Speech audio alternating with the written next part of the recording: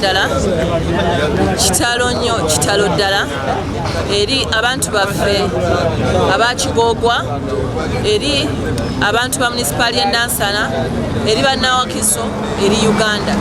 Mikwano kitalo nnyo olw'abantu baffe abaafudde, ate neera kitalo olwa bizinesi zonna ezatokomose, naye obulamu tebusoboka kuddisibwawo. Nyongera okusaasira buli musekinomu yenna eyafiiriddwa omuntu we olw'enjega eno gye twafudye.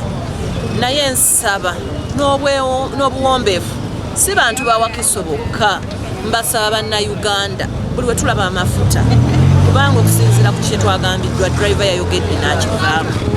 Mikwano tunoonya ssente naye tuve ku mafuta tugaviireko ddala, buli we tulaba amafuta tugaleke.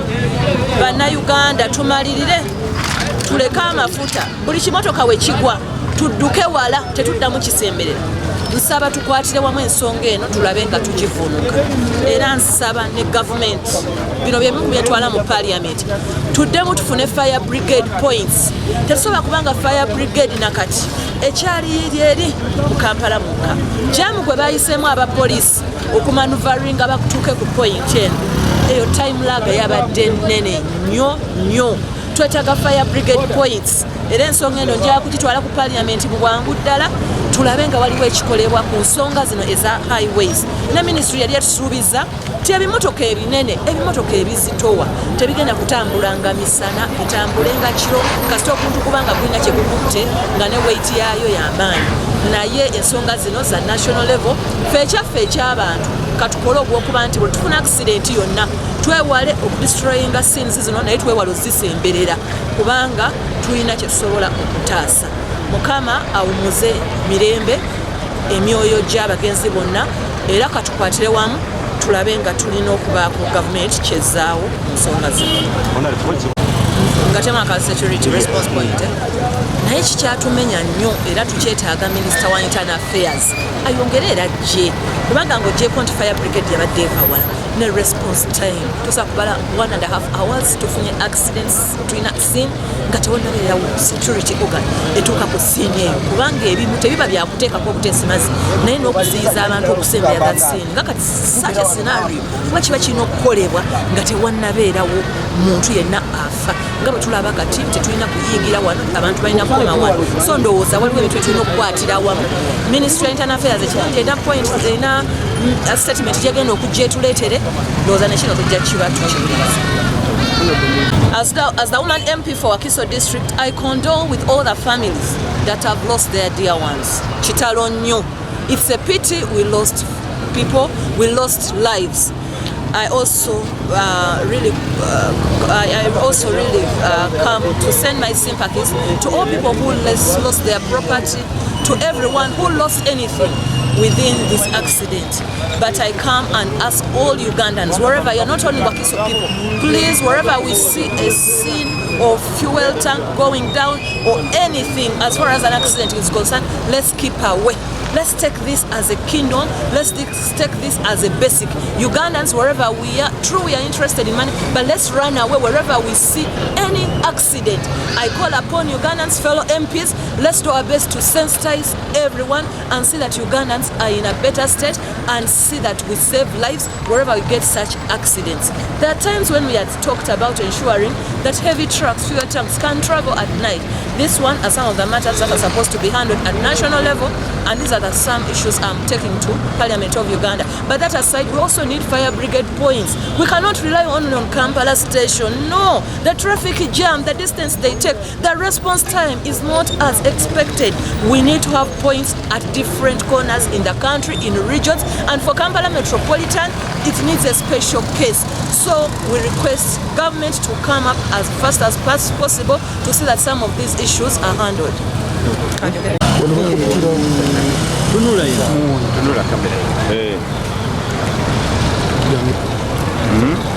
Bannayuganda bampuliriza kitalo nnyo, kitalo ddala. Tuuse omukisa guno okusasira families ezifiiriddwa abantu baazo ne ba businessmen and women abayoneddwa ebintu byabwe.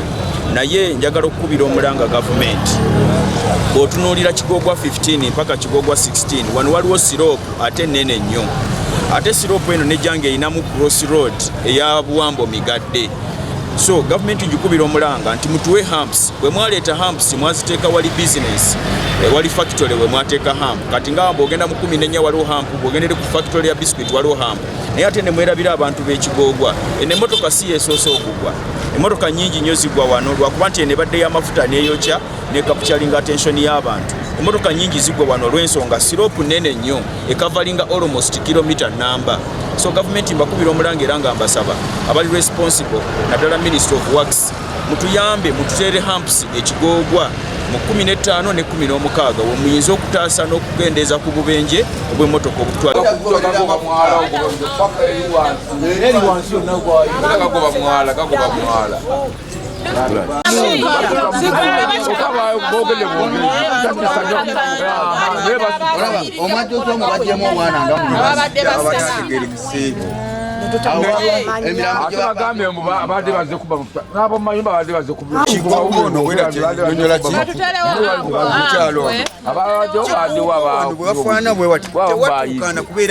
tewabeerawo humps wantu watema akakubo katini ab'emmotoka beefuula mukoko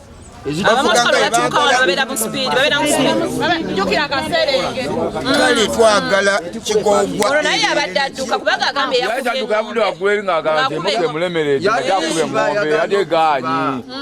agamba abantu bakole baveewo ate ne balimoko yadde okudda ebuwamba awo ate nemuleka obutumu yajuugudde waliwo eyabadde yambuka ebuwamba eyamulemesezza wano bavuganga ebaagala oba wa piki oba wa mmoroka ne piki nazo ne boda zezimu kuziddukirawo era nga bwe zaagala wano twasaba ddawo edde nga tesiba kati yabadde ayagala gitwala agisuula eri wansi naye waliwo yabadde yambuka ebuwambo yamulemeseza nayagala agiwugula agireeta awo yagenza okulanga waliwo ababoda bangi n'agijjayo neddukira ku mipiira ebiri bweti negaana okuddayo negwa famire zimanyikiddwa kuba abantu bonna baawano abasinga baawano kuleka waliwo eyavudde abavudde mu motoka nga baagala okulaba omuliro ne gubasika wali. Egyo kyogambye nti abawogera nti babadde bazze kusena mafuta si bituufu.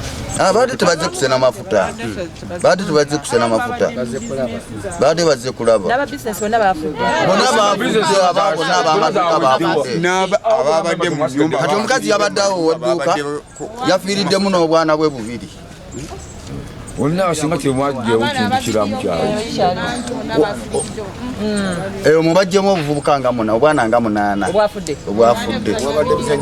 Bwadde busanya gemba bonna buyingidde. Bubeera omwo munda omumbi.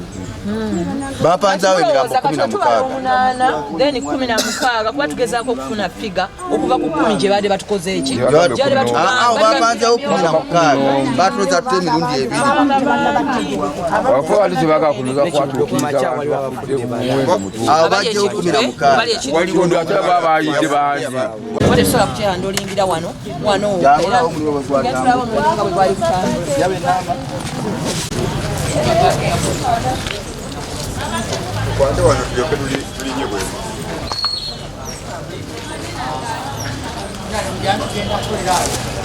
Oba twetolole amala okulaba omuliro bwe gwatambula tugende tulabe abaamu naadde banonye naye bano bo baawonye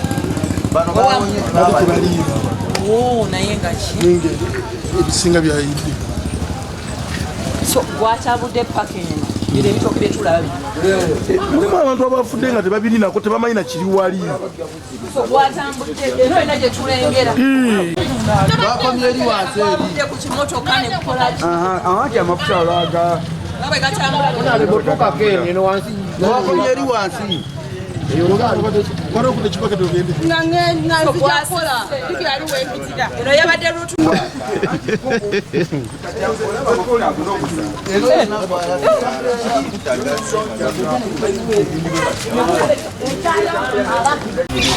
oyo nombe yafiiriddwamu obwana bwe